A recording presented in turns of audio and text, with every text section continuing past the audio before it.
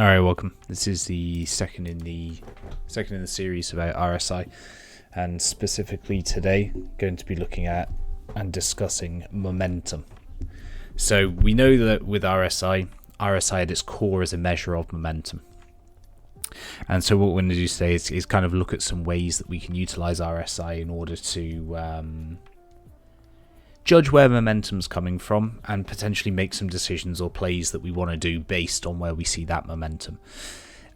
Importantly, these videos aren't scripted, and I think that's far better for the educational process because it allows me to find examples in the moment.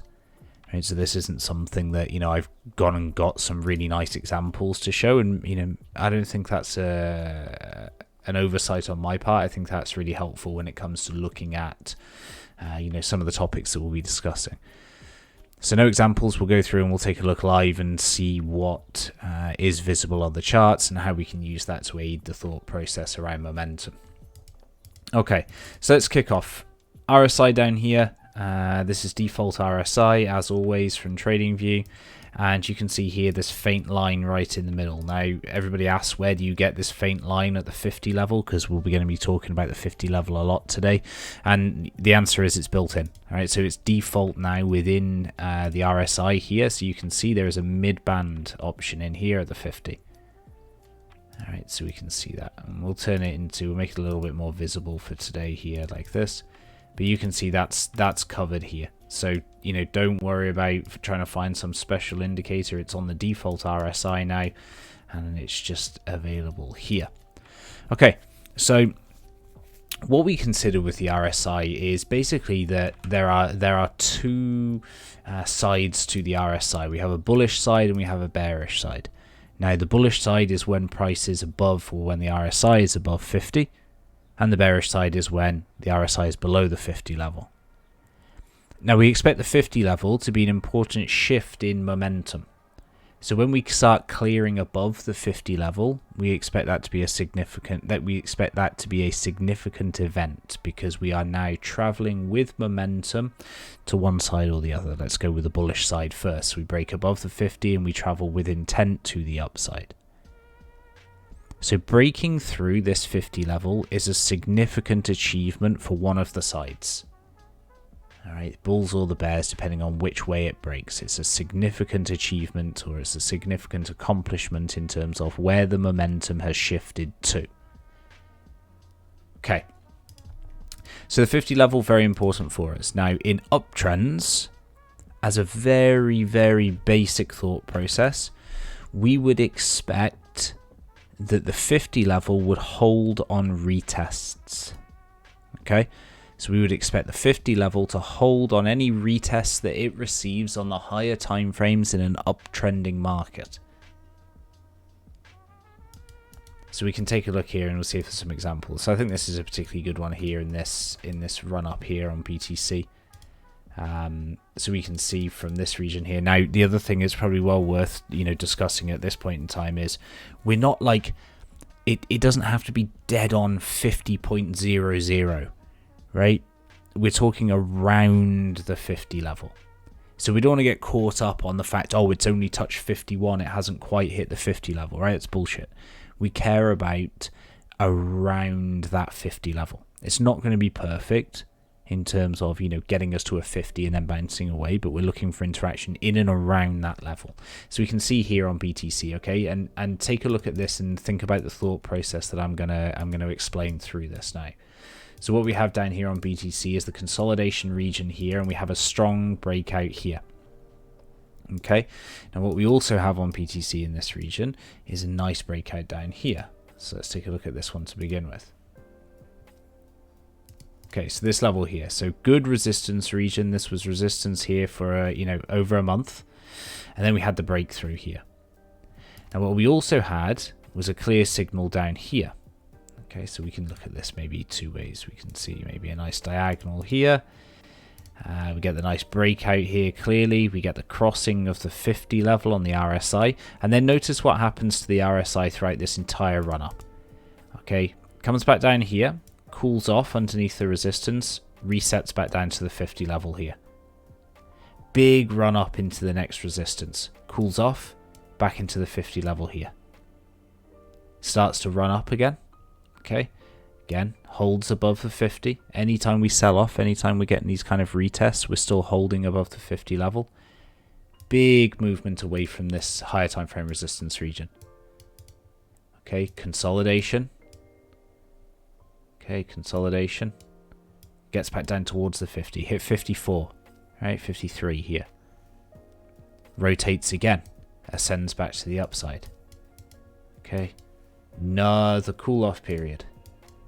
What does RSI do? Rotates back down to the 50 level. You can see it here. Okay, touches down to this 50 level. Once it does that, rotates again back to the upside. Okay, now what we notice at this point here, okay, is quite significant as well. What we notice in this price action is quite significant. So let's get rid of everything here first. We can see that quite clearly from, you know, this January date in here and the original breakout down at this low, all the way up into July. 6 months of the RSI remaining on the positive side of the RSI, remaining on that bullish side of RSI. So very, very good in terms of trend joining and maintaining open positions, because we have no reason to close while the RSI hasn't been breached. So let's go on to this important region over here. And this area is quite important for us here, because it's the first time that we've managed to break below the 50 level and down to the 40 here. So this is a significant event for BTC in this region, in that it's the first time that bears showed more strength than bulls. So we failed to hold above that 50 level, and this time we actually sold off and got below it. And then what happens is we go and produce the lower high, and then we result in the sell-off then over the remaining weeks and months. Okay, so that's a nice start for us. Okay, now remember, what we're looking for is we are looking for uptrending markets. It's the one thing you always have to keep in mind. So there's no point looking at RSI and saying, well, why isn't it holding above 50, like in this instance here? Why isn't it holding above 50? Well, the market's not uptrending anymore. So that's irrelevant to us. Right? When we get down here and we get that momentum breakout down here, okay, we start to break the structure. And then here at this point in time, then we're really starting to motor to the upside. Right, but when we get these just random moves higher, don't worry too much about the RSI. We want clear trending environments, up or down trending environments. Same from here as well. You remember this little piece of price action that here, and I just drew some nice horizontal levels, drew the nice diagonal. Very important to appreciate the context of the situation. So they're the things to keep in mind when we're looking at this 50 level and we're looking about retests and whether or not we think a retest is going to be an appropriate trade entry point for us. What we're looking at is what are the market conditions and what are the other confluent factors? Do we have any horizontal levels? Do we have any diagonals? Do we have any other signs of breakout? Do we have clear trending conditions? Right, so we think about all of those other pieces that are going to fit into the puzzle around when we're doing our analysis.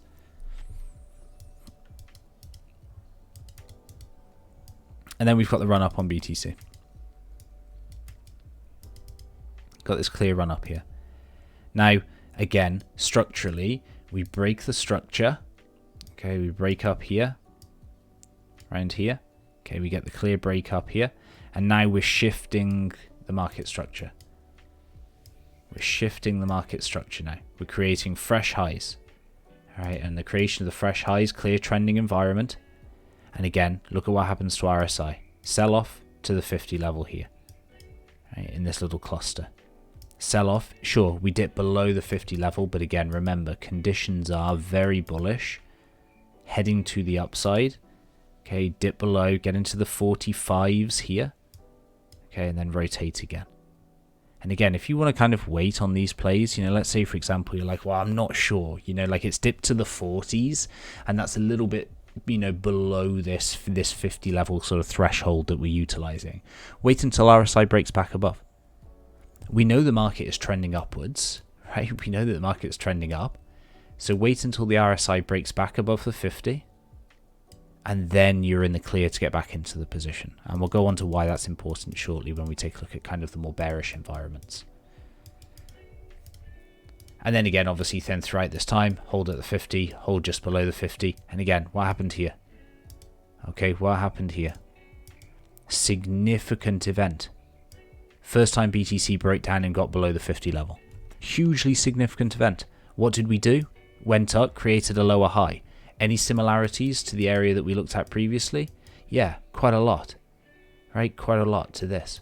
What did we do? Broke down through the 50. First time we did it. What did we do? Go and create a lower high. Yeah? Same process. Same creation of a top. Creation of a top here was exactly the same as the creation of the top at 60,000 from an RSI perspective.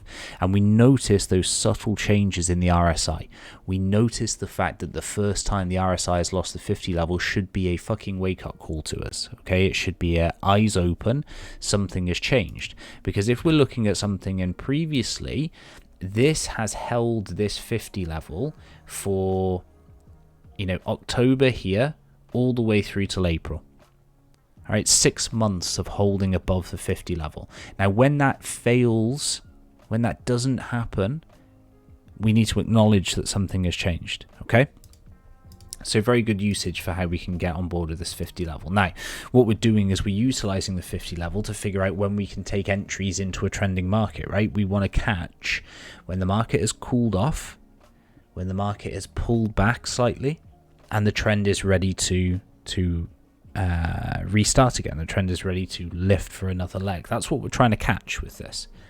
Now, why the RSI is very helpful is that a lot of periods of consolidation in heavy trending markets are awkward to try and catch entries into. So we can take this area here, for example. This here is a particularly nasty area to try and position into, because most people look at this and assume that it's a divergence, and would assume us to go back down and retest this level at 4,000.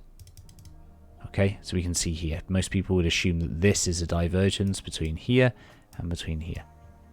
So what happens is the RSI, and getting back down towards this 50 level, actually says to us, well, actually, maybe I should be ignoring that, and maybe I should be focusing on trying to join the trending market, join the momentum, and look for a position. So utilize that 50 level. Now that's the example on BTC. Let's try and take a look if we've got some other things. Maybe sushi and DeFi is a decent one. I don't know. Okay, yeah, pretty decent. Pretty decent, right? So we're getting back down towards the 50 level here on this pump, getting back down towards the 50 and tapping it perfectly on this one here on this low. Okay, getting back down here on this one, right, before it ran to new highs again. You see the way that this is a very simple process, and basically what I am pulling out to you is all of the lows and then the relevant highs, because all we're doing is we're saying, look, this here is tapping into the 50, which we know from a higher time frame perspective, once again, in a trending market, this is something that we want to use as a buying opportunity. Okay, trending market, 50 level touch on the higher time frames, potential buying opportunity. Okay, sushi here, one touch here, right, which was the low at 146 before it went up into the $3. So you get 2x there. Then we get another touch down here on this big sell-off down into, and this was the really rough sell-off back in December, where we tapped down to like the 150s, and then obviously from 150 up to $24. Okay, and not once during this entire period from November into March did we lose that 50 level on the daily. Okay, not once. So the RSI is not just for divergences, it's for monitoring the trends and looking at the strength of the trends that you are seeing.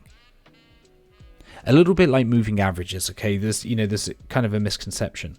When we look at moving averages and we see that the moving averages are, very much like splayed apart and they are expanding away from each other, we know that that represents a very strong trend, right? Some people look at that situation and they think to themselves, well, it's a short because the moving averages need to kind of, reconvene, contract a little, get a little bit closer. So I'm looking at taking a short to, when those moving averages start to curl back down. Now, we know that that isn't correct, and we know that, simply put, the further the moving averages are away from each other, the more aggressive the trend is. And the same works from RSI when we think about it, right?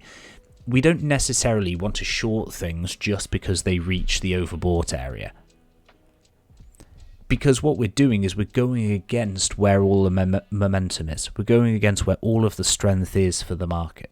So what we're looking at doing is we are looking to get involved in that, right? We're looking to join in with that. And we're looking for those sensible joining in points, those comfortable jump in points for the trending market. And the 50 level is a very good sort of, boundary and thought process for that.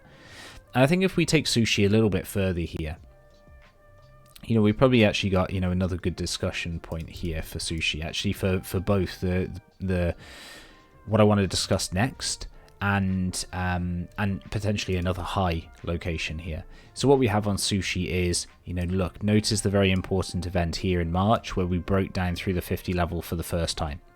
Again, hugely significant because for the last 5 months it simply hasn't happened, but now it has. So again, what do? We acknowledge that something has changed. We acknowledge that the situation is no longer the same as it has been for the prior 5 months. And that's because RSI is telling us something significant, which is for the first time the bears have taken control. Again, remember that 50 level. Bullish above, bearish below. Think about it as like a tug of war battle. All right, and what happens is the bears are trying to pull this over the 50 level to gain momentum of the market, right? And in strong uptrending conditions, the bulls, every time the bears get to here, they say, no thank you, but you've just provided me with a great entry, so now I'm ready to take off again. Now at this point, you can see here the balance of power shifts. Right, that tug of war switches sides. Okay, bears take control. So keep in mind that that's what this 50 level is. It's a tug of war battle between who is in control of the market, who has the momentum in this market. Okay, so we see the breakdown here. We then get our failed high, and then we obviously get our macro lower high here before we eventually sell off. Now, the other thing that's important is, just like we've been talking about uptrending environments, and we've been talking about the market remaining above the 50, and we've been talking about looking at rebuying when the 50 level is touched into, okay, the opposite is true when we are in downtrending markets. We still utilize the 50 level in the same way, but now what we do is we anticipate a rejection from the 50 level versus it holding almost as a support level, like here. All right, we now anticipate that the 50 level instead will be a rejection point, because once again we think about that market tug of war that's going on, and every time the bulls get close to pulling that over to their side, that is the ideal opportunity for the bears to load up in their positions, because again, we're in a downtrending market. So remember, trend is everything here. So we can see on sushi, we've got 2 examples. Number 1 here, right, in June, where we reached this high, reset the RSI back to this 50 level, and then sells off aggressively then from this. Then what we've got here is another example of where we tap into that 50 level, get up to the 53 here, and then turn around and reject. Now what we would always assume is that depending on the trend, uptrend or downtrend, that the dominant trend side wins. Okay, so here we would always assume a rejection, because we would assume that the dominant side would win. Here we would assume a rejection because the dominant side would win. And the dominant side is who is in control of the RSI and what is the trend. And the answer is going to be the same, right? If it's a downtrend, then I can guarantee that the RSI is obviously going to be bearishly skewed in terms of where the RSI is going to be spending the majority of its time. Okay, so we can see that rejection. I think ETH maybe. Yeah, so ETH is another good example, okay? Let's go here. So again, we can see, look, rejection off the 50, rejection off the 50, rejecting off the 50. Downtrending market, right? Downtrending market, rejection off the 50, rejection off the 50. So we think about this. Swing shorts, good thought process for entering. It can be used as confluence with something else. Okay, so that's a pretty good introduction.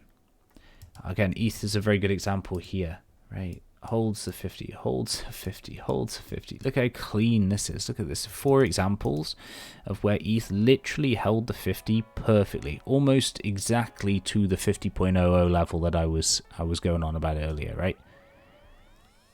Great examples here. Higher time frame, super, super important. Now, we've been talking a lot about higher time frame. We've been talking a lot about what it means to have higher time frame confluence. the RSI isn't just useful for the higher time frames, it's useful for scalping and lower time frames as well. And when we consider this pass through of the 50 level, either to the upside or the downside, we know that's where the momentum is coming from, right? So we know if the RSI is crossing through the mid to the upside, we know that bulls are taking control of the market. And when we have these situations developing, it means that we can use that momentum. We can join on board with that momentum. We can take positions in line with the momentum. So for anybody that's looking for alternate uses of RSI or potentially some confluent ways for using RSI within their own systems, think about the way that you can utilize that crossover in momentum. Let's say, for example, that you're trading with moving averages. And let's say that you are looking for a bounce from a moving average in order to position. If you were to utilize RSI, and you can see that RSI is crossing through that midpoint, okay, we're breaking above that midpoint at the same time that your EMA has been touched and is bouncing away from, you may have two nice pieces of confluence there. The way that you can sense that momentum is building and it's breaking through a substantial level, and you've got the confluence of the moving average. Let's say, for example, we're at a resistance level. And what you notice is that we've been consolidating underneath the resistance level. And when we've been consolidating underneath that resistance level, the RSI has returned and is breaking now through the 50 level. Now we can time a resistance breakout with the help of RSI, because we can see RSI is doing something significant in breaking through that midpoint. And we would expect price to continue through the level that is having trouble at. So a lot of the trades that I take are anticipating the breakouts based on the fact that I think that RSI is telling me when that momentum is coming through. Again, keep that in mind. It is a measure of momentum. So if we start to see momentum doing something unusual, performing very well, then it's telling us something about what's about to happen to the level that we're looking at. Last thing, right? RSI and the discussions today are not just applicable to the higher timeframes, they are applicable to the lower timeframes as well. If you're scalping using any of this methodology, exactly the same thought process applies, right? You would be looking for, in uptrending markets, you would be looking for holds of the 50 level, rotations back to the 50 level and recovery away from them, and continuation of the trend. I wonder if AXS is a good example, given the current climate for AXS. Let's have a look here. Yeah, so we can see here that AXS in the response to this 50 level has been pretty good since around the 16 level. And again, if you were just to utilize the fact that when we move above the 50 would be when you'd look at taking a trade, you've done pretty damn well with this. But you can see in terms of, where the rotations are here. Okay, we'd probably just be waiting for this 50 level to be tapped and then moving in, and we can see obviously higher time frame. We've not even got down to the 50 level. This would be the same, thought process as the moving averages. In this instance, we haven't even got down to that 50 level because we've been so strong. Right? So the same way that moving averages are not touched when the trend is very, very strong, we aren't getting back down to this 50 level on AXS yet because the trend is just too strong in the current climate. Hourly looks pretty good. 15-minute, again, you can see, if we just zoom out here, if we just get a wider picture, we get it as clear as possible. Look here. Look how many times that RSI is traded below versus how long it stayed above this 54 in this region. Since this 3rd of July start, really down here, you can see just how long AXS has spent above versus below. Times below are very short. You can see they tend to be, very, very much, this is the opportunity. You look at when we've touched into oversold. We've actually managed it on 2, 3, 4 occasions, 5 occasions, versus how many times we've tapped into overbought. And again, just very simple indications of, where the strength in the market lies. If we've only tapped into the oversold region on, 5 occasions, 4 occasions, and we've done, 1, 2, 3, 4, we've done like 5 within 2 days here. So you can see where the strength in the market lies just from utilization of this. But again, lower time frame, we'd be looking to play into these momentum shifts. Right, have we got one here? Yeah, okay, this is a really nice example here on AXS.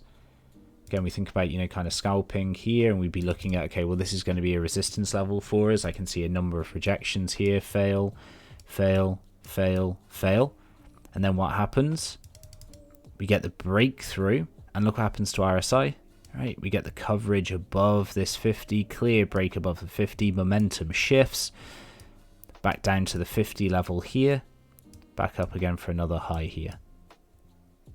Okay, and again, break down through the 50, but then here's our momentum shift again. Breaks through the 50. Here's our momentum shift. Right, so we can see we're always looking at that 50 level and how it's important to us. All right, I'm going to end the video here because I don't want to put in too much and I don't want to go kind of any deeper into this at this point in time. This is 25 minutes and this is enough to try and get your head around to start off with. Any questions on this, please just let me know. But best of luck in trying to think about this a little bit more when it comes to your trading thought process and approach.